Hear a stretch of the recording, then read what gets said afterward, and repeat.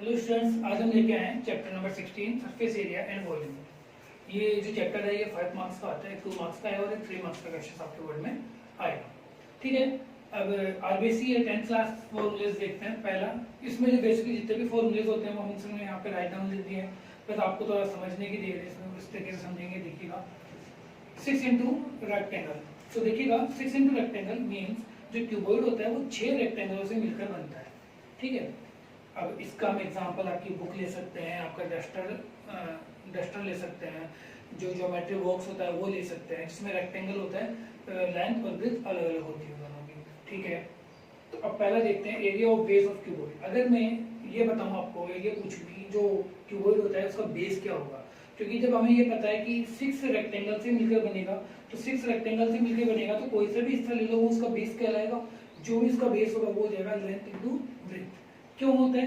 क्योंकि जो area of rectangle है उसका फॉर्मूला L इंटू बी होता है।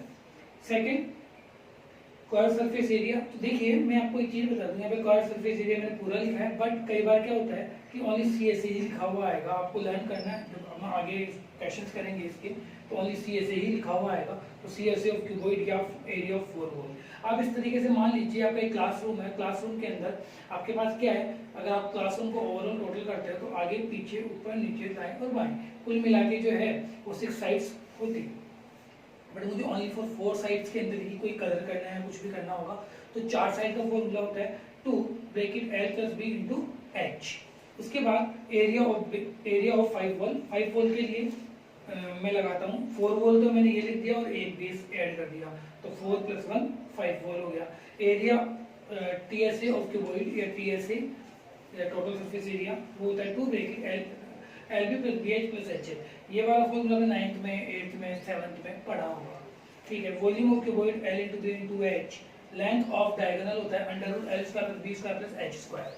आगे मैं बात करता हूँ क्यूब की। क्यूब जिस तरीके से रेक्टेंगल जो क्यूबॉइड जो होता है वो 6 रेक्टेंगल से मिलकर बना होता है, वैसे ही जो क्यूब होता है वो 6 स्क्वायर से मिलकर बना हुआ होता है। तो पहला फॉर्मूला होता है area of base. Area of base of cube वो होता है साइड स्क्वायर। फिर आएगा CSA of cube. CSA of cube के लिए मैं बात करूं आपसे, तो CSA ऑफ क्यूब के अंदर क्या होता है 4 साइड, तो 4 इंटू साइड स्क्वायर। 5 वॉल के लिए हो जाएगा 5 into side square. Total surface area हो जाएगा 6 वॉल इंटू साइड स्क्वायर या 6 इंटू साइड स्क्वायर।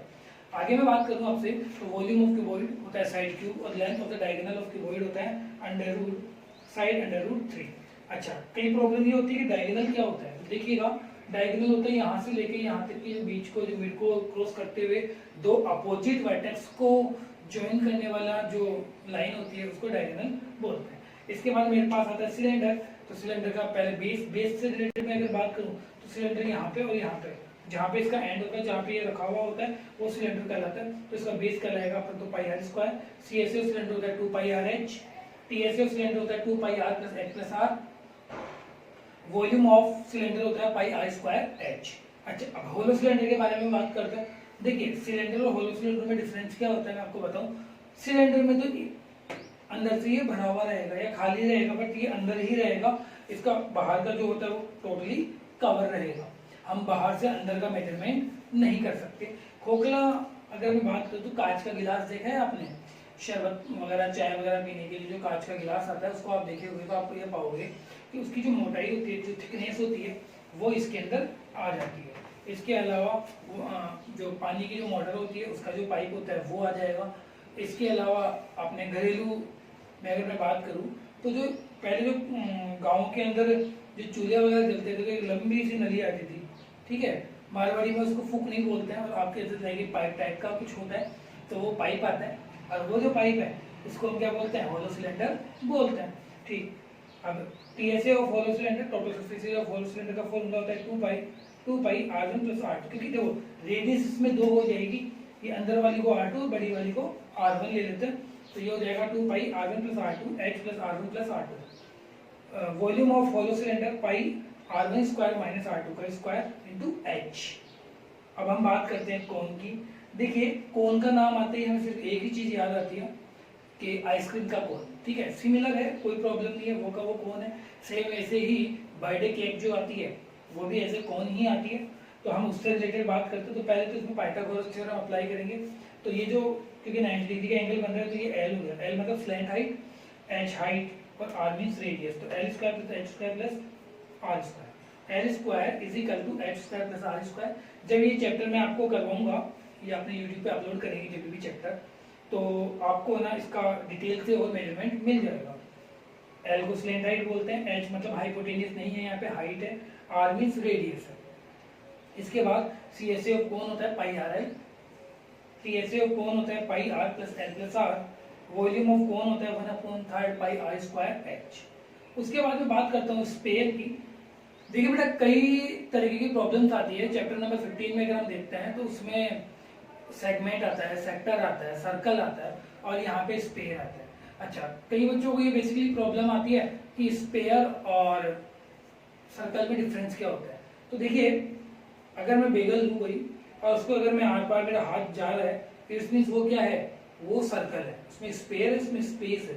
ठीक है, स्पेयर मतलब ball, cricket ball, tennis ball, football, volleyball, ठीक है, वो सारे जितनी भी बॉल्स होती है वो सब स्पेयर में आती है।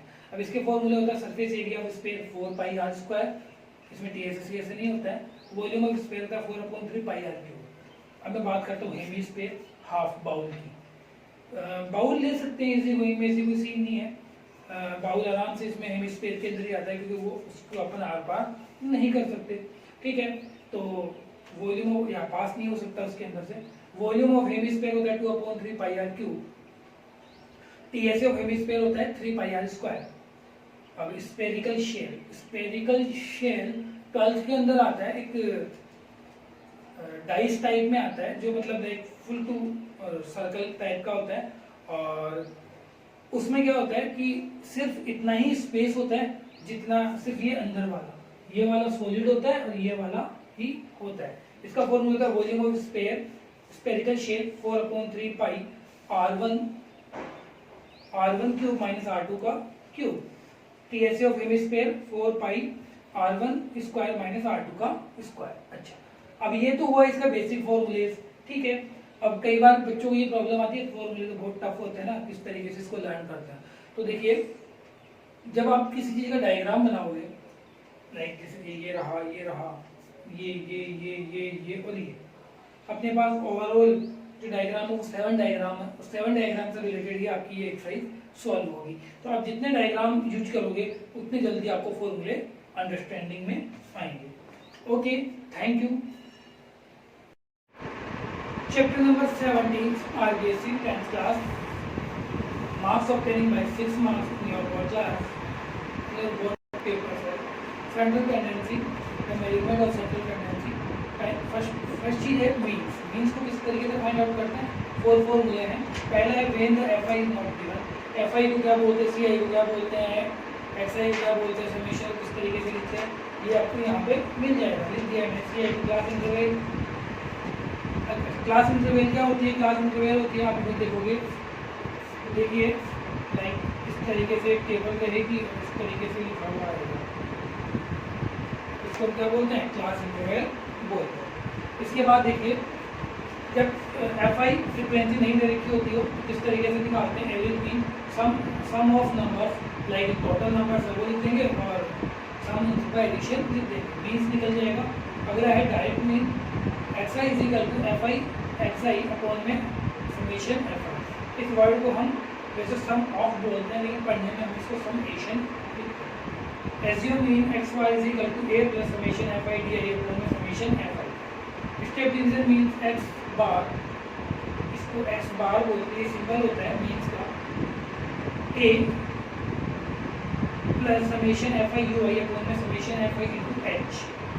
मीडियन दो केस बनेंगे, पहला केस अगर CI नहीं दे रखा होगा तो इस तरीके CI भी नहीं दे रखा होगा और FI भी नहीं दे रखा होगा, CI and FI is not given. तो पहले इसको असेंडिंग ऑर्डर में सेटअप करेंगे, फिर n निकालेंगे इवन नंबर, तो median is equal to n/2 के 1/2 प्लस 1/2, ऑड नंबर के लिए n प्लस 1/2। जब मुझे CI और FI दोनों ही दे रखा होगा, लिख लो FI इज गिवन, तो मीडियन हो जाएगा मेरे पास L plus n/2 minus CF upon F into H। C F को कम्युलेटिव फ्रिक्वेंसी बोलते हैं, लिखा नहीं है मैंने यहाँ पे, मैं लिख देता हूँ C F cumulative frequency.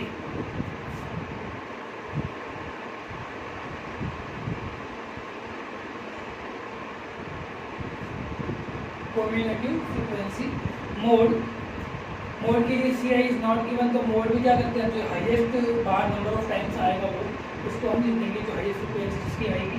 Case second कि जब सी आई मुझे दे रखा होगा तो मोड का फॉर्मूला होगा L plus F1 minus F0 upon 2F1 minus F0 minus F2 into H. ये आपको इसके टर्म्स दे रखे हैं, क्या क्या इसके टर्म्स होते हैं। एक्स आई किस तरीके से निकालते हैं, जब क्लास मार्क को, तो upper limit plus lower limit upon 2 range upper degree. Range में क्या होता है कि ये डिपेंड नहीं कर रहा कि दो के बीच में कितना गैप है, ये डिपेंड करेगा कि हाईएस्ट नंबर क्या आ रहा है और लोवेस्ट नंबर क्या है, दोनों को बेस करेंगे तो रेंज निकल जाएगी। सी एफ को कम्युलेटिव फ्रिक्वेंसी बोलते हैं, ये इसका बेसिक चीज़ें हैं। 17 जो चैप्टर है, हालांकि मैंने अभी तक अपलोड नहीं किया है इसको, जैसे ही टाइम मिलेगा मैं इसको अपलोड कर दूँगा इस पूरे चैप्टर को, तो आपको समझने में आसानी रहेगी। इसके बाद चैप्टर अपन अगला करेंगे, इसको अगला करते हैं चैप्टर, ठीक है। जैसे कि अपन ने कहा था नेक्स्ट चैप्टर प्रोबेबिलिटी 4 मार्क्स का आता है। इसकी सिर्फ 2 ही फॉर्मूले हैं, इतने खास फॉर्मूले हैं नहीं, इसके बहुत ईजी कॉन्सेप्ट आता है, बहुत अच्छा तरीके से बच्चों को प्रोबेबिलिटी समझ में आ जाता है। तो P is equal to number of events upon total events, पहला होता है। दूसरा होता है PE plus PE not equal to 1, ये नॉट का सिंबल होता है, ठीक है।